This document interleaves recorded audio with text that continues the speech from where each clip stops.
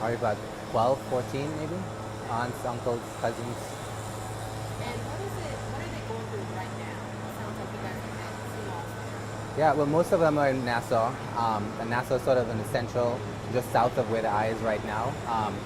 And so they, they are more panicking based because I have an aunt who's in Abaco, which is sort of the north where most of the damage and whatnot has been happening. So what's been going on now in Nassau is just them trying to get in their fluster. They're frustrated. They're anxious about my aunt in Abaco, and she herself, yesterday, had lost her house in all of this craziness. So yeah, Jocelyn Smith. Jocelyn Smith. Yeah. And what is she like? She's the youngest of my mom's siblings. All my life, I've known her to be a cop. So I think she had recently moved to Abaco from Nassau to work with the police force there. That might have been about 2 years ago. She has 4 daughters.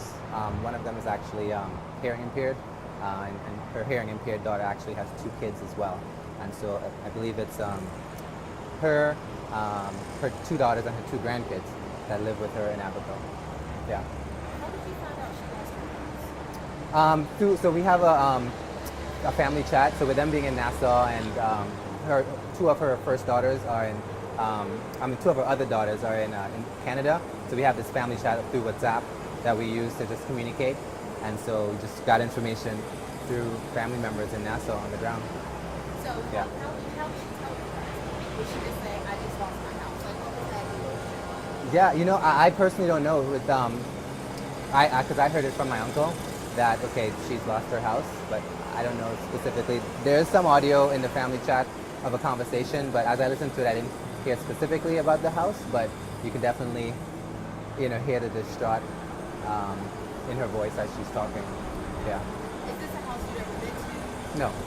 Yeah. So I've only visited Nassau and another island called Eleuthera, but I haven't been to Abaco since she moved. Forever. Yeah. So your aunt, she's a police officer Yeah. in Africa. Yeah. She's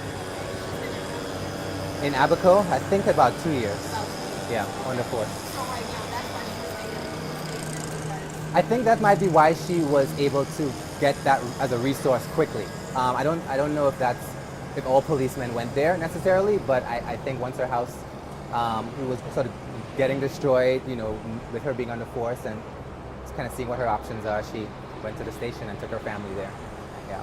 so that's where they were when it hit her area. Correct.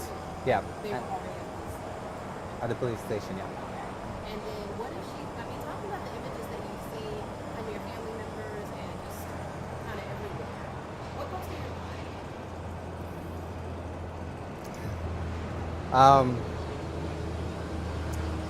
I mean, it's sad. I see a lot of videos of other people who are experiencing like floods and their.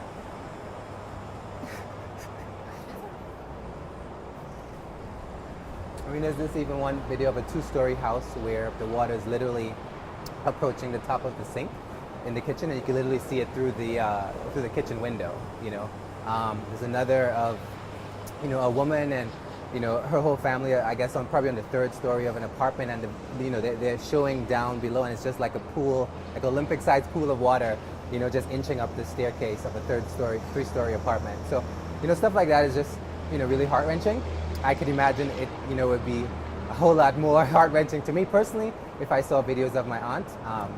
I haven't seen any physical videos of my aunt, but it's definitely tough to take in, and my family in Nassau, they were lucky enough to not get the huge force of it.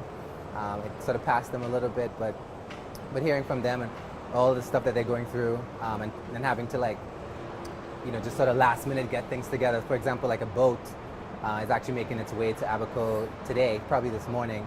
And yesterday, everyone was really frantic to just go to the different stores and buy this, buy that to put together a care package that she can pick up at the boatyard in Abaco. Hopefully, that could happen today.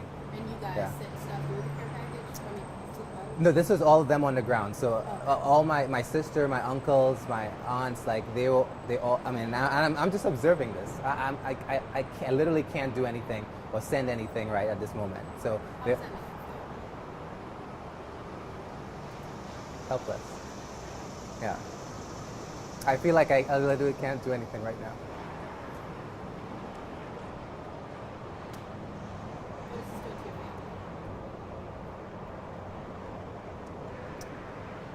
Well, on a positive note, I think it's uniting them. You know, I think it's really causing everyone to just be more engaged together, to help my aunts together, to encourage each other. You know, as I look through the family chats, I'm seeing things like, "Hey, thank you for your leadership, Uncle. You know, you're doing a great job. You know, guys, keep praying, keep a lot of motivation. You know, that's happening. So I think it's definitely uniting them, uniting us. But I know they are ready for it to be gone.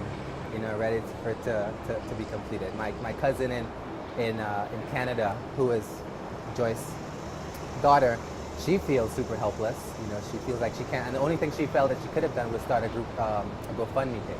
You know, at least we can start there. You know, like those that are on the ground, they could, you know, try to muster up as much resources as we can now. But then those that are abroad, like me and, you know, Siobhan, Chantal, like we can try to muster up something to help with the aftermath of it. So What do you think people here don't understand about having relatives in that position? Far away, yeah. not really knowing what's going to happen next, and with all the damages already done.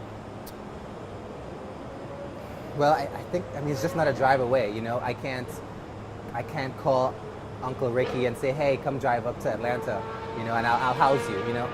So I think it's important to know that, you know, Bahamas has 800 islands, you know, so these are islands that are all separated by water, so it's not easy to bring family with you. So they almost have to endure it, have to weather the storm, you know, through the downs of it, you know, and then wait till after. You know, so there's definitely a lot of waiting. You know, right now the airport's closed, you know, in Abaco. And so there's not a whole lot that, you know, being away from that country that we can do, you know, whereas if my family were just, you know, 3-hour drive away, that would have been a lot easier to help with.